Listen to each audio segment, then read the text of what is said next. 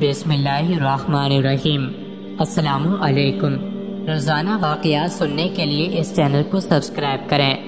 ایک ہندو بچی ایک دن اپنے باپ کا ہاتھ پکڑ کر کہتی ہے، بابا آپ روز مندر جاتے ہو دودھ لے کر، بابا کرتے کیا ہو؟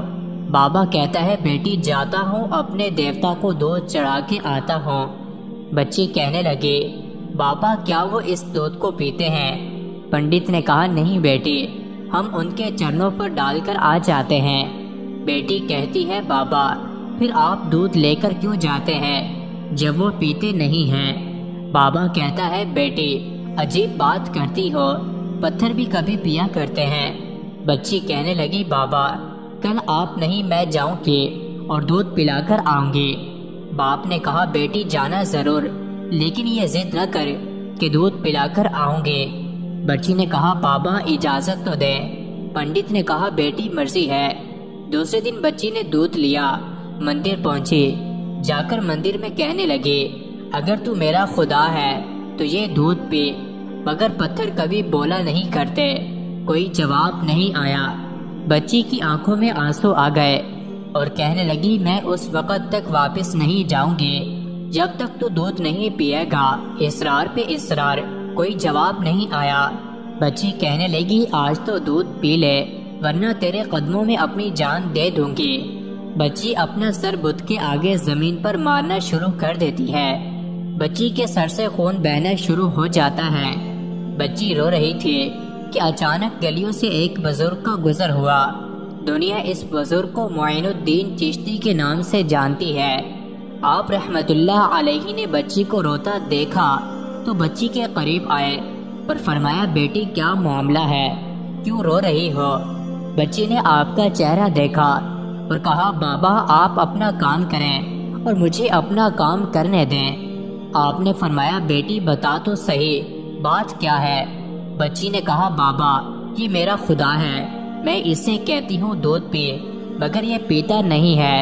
آپ نے سمجھایا، بیٹی یہ پتھر ہے، دودھ نہیں پیے گا۔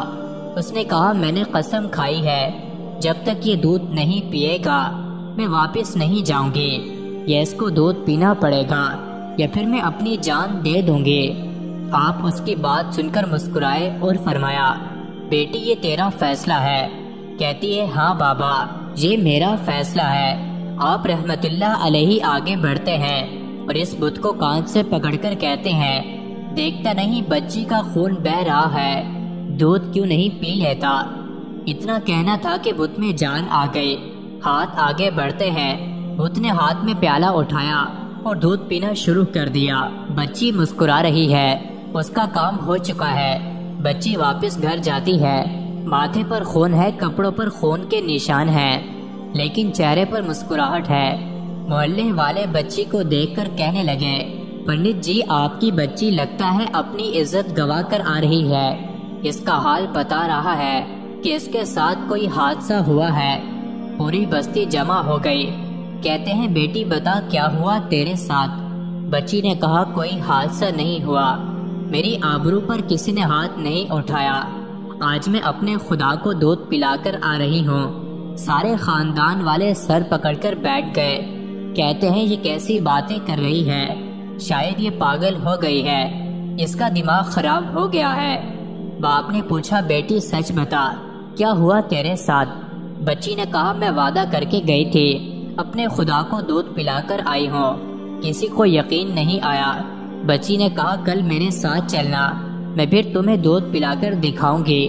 صبح کا سورج نکلا تو ساری بستی اکٹھی ہو گئی، کہنے لگے، آج پنڈت کی بیٹی انہونی کو ہونی کر دے گی۔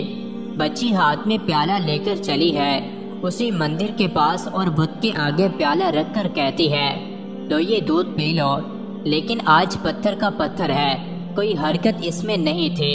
بچی رو کر کہتی ہے، اے میرے خدا، آج میری عزت و آبرو کا سوال ہے۔ خاندان والوں نے کہا، پنڈت تمہاری بچی جھوٹ بولتی ہے، اس کی عزت لٹ چکی ہے۔ بچی سن کر زور سے چیخ مارتی ہے اور کہتی ہے، اے میرے خدا، آج تو دودھ پیتا ہے کہ نہیں، ورنہ پھر کل والے بابا کو بلاؤں تب تو دودھ پیے گا۔ اتنا کہنا تھا کہ پتھر میں جان آ گئی، دودھ کا پیالہ پکڑ لیتا ہے اور دودھ پینا شروع کر دیتا ہے۔ بستی والوں نے کہا اے بیٹی بتا تو صحیح وہ کل والا کون ہے جو اسے دودھ پلا کر گیا ہے۔